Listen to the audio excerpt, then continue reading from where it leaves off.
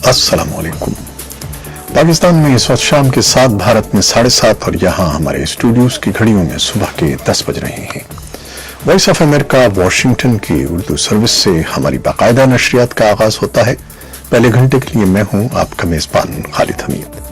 जैसा कि आप देख रहे हैं, फेसबुक लाइव पर हम आपके सामने हैं और वेबसाइट और रेडियो पर हमारा ये 1 घंटे का न्यूज शो जारी रहेगा। तो आगाज करते हैं पहले आज की अहम खबरों की सुर्खियों से। खलीज ओमान में एक हमले में तेल के 2 टैंकरों को नुकसान पहुंचा है, जबकि हमले के 44 अफराद को बचा लिया गया है।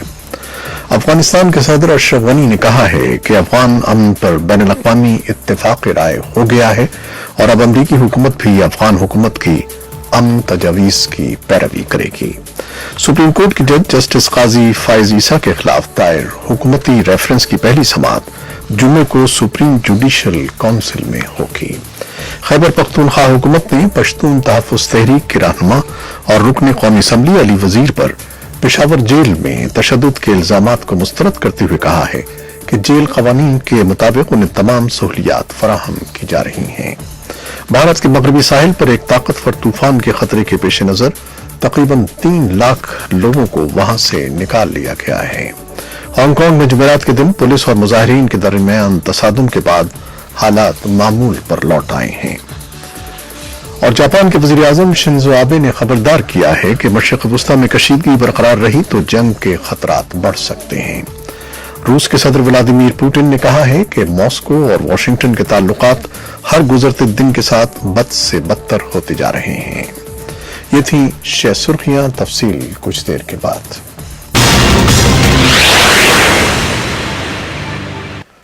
खबरों की तफसील।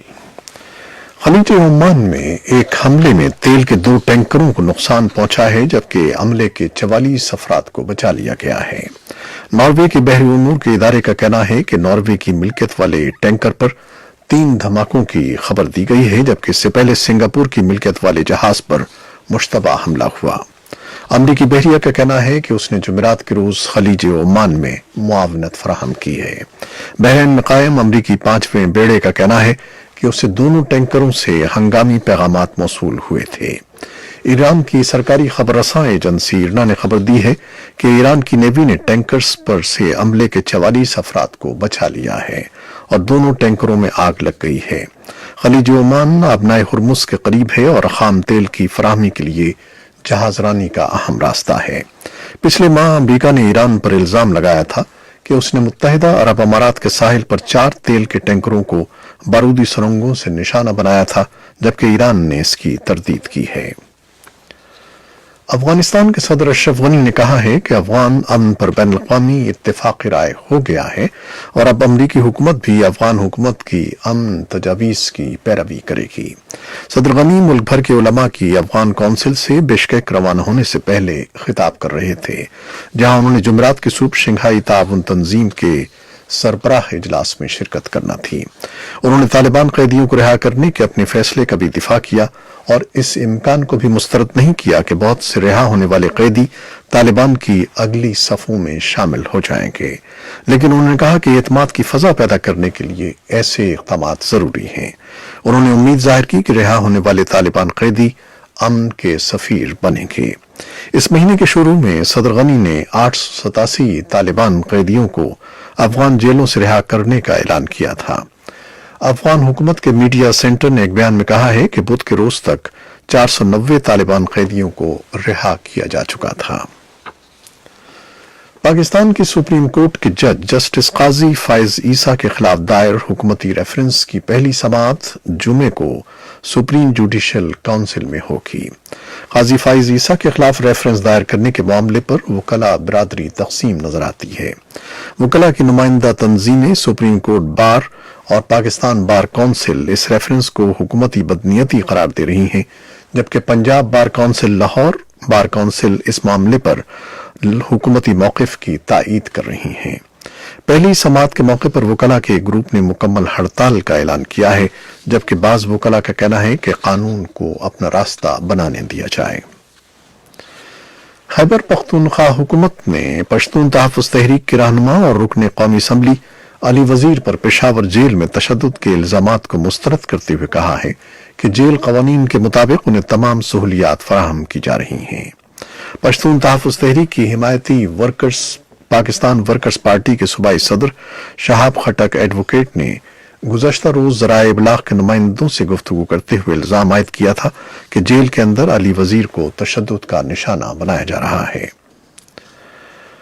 صوبائی وزیر اطلاعات شوکت علی یوسف زئی نے وائس آف امریکہ سے گفتگو کرتے ہوئے علی وزیر پر تشدد کے الزامات کو مکمل طور پر مسترد کرتے ہوئے کہا کہ محسن داوڑ اور علی وزیر جوڈیشل ریمانڈ پر پشاور جیل میں قید ہیں اور دونوں ممبران قومی اسمبلی کو جیل قوانین کے مطابق تمام سہولیات میسر ہیں۔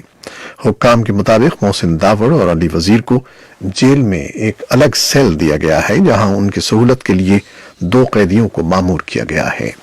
اور شمالی وزیرستان میں بعض رہائشیوں کا کہنا ہے کہ علاقے میں کرفیو کے باعث وہ اپنے کھیتوں تک نہیں جا سکتے اور اس کے باعث کھانے پینے کی اشیاء میں کمی واقع ہو سکتی ہے۔ بھارت کے مغربی ساحل پر ایک طاقتور طوفان کے خطرے کے پیش نظر تقریباً 3 لاکھ لوگوں کو وہاں سے نکال لیا گیا ہے۔ بھارت کے محکمہ موسمیات کا کہنا ہے کہ اس طوفان وایو کے باعث گجرات ریاست کے شہر پوربندر میں شدید بارشیں ہو رہی ہیں اور تیز ہوائیں چل رہی ہیں جبکہ سمندری لہروں میں طوفانی ہے۔ ہانگ کانگ میں جمعرات کے دن پولیس اور مظاہرین کے درمیان تصادم کے بعد حالات معمول پر لوٹ آئے ہیں۔ مظاہرین مجرموں کو حوالے کرنے کے بارے میں ایک متنازعہ بل کی مخالفت کرتے ہیں جس کے تحت مشتبہ مجرموں کو مقدمہ چلانے کی غرض سے چین کے حوالے کیا جا سکے گا۔ بارشوں اور غالباً تھکاوٹ کی وجہ سے معلوم ہوتا ہے کہ جمعرات کے دن مظاہرین کی تعداد کم رہی، تاہم مظاہرین نے آج دوسرے دن بھی اپنا مقصد حاصل کر لیا۔ اس بارے میں ایک تفصیلی رپورٹ کچھ دیر میں ہم آپ کے لیے پیش کریں گے۔ جاپان کے وزیر اعظم شنزو آبے نے خبردار کیا ہے کہ مشرق وسطی میں کشیدگی برقرار رہی تو جنگ کے خطرات بڑھ سکتے ہیں۔ جاپانی وزیر اعظم امریکہ اور ایران کے درمیان جاری کشیدگی کے خاتمے کی کوششوں کے سلسلے میں بدھ کو تہران پہنچے تھے۔ ان کے دورے کو خطے میں کشیدگی کم کرنے کی سب سے بڑی کاوش قرار دیا جا رہا ہے۔ جاپان کے وزیر اعظم کا یہ بیان ایسے وقت میں سامنے آیا ہے جب بدھ کو ایران نواز یمنی حوثی باغیوں نے سعودی عرب کے ایبھا ایئرپورٹ کو کروز میزائل سے نشانہ بنایا تھا جس کے نتیجے میں متعدد افراد کے زخمی ہونے کی اطلاعات ہیں۔ خبر رساں ادارے اے پی کے مطابق حوثی باغیوں کے اس حملے کے بعد خطے میں کشیدگی مزید بڑھ گئی ہے اور جاپان کے وزیر اعظم کی مصالحتی کوششوں کو بھی نقصان پہنچا ہے۔ روس کے صدر ولادیمیر پوٹن نے کہا ہے کہ ماسکو اور واشنگٹن کے تعلقات ہر گزرتے دن کے ساتھ بد سے بدتر ہوتے جا رہے ہیں۔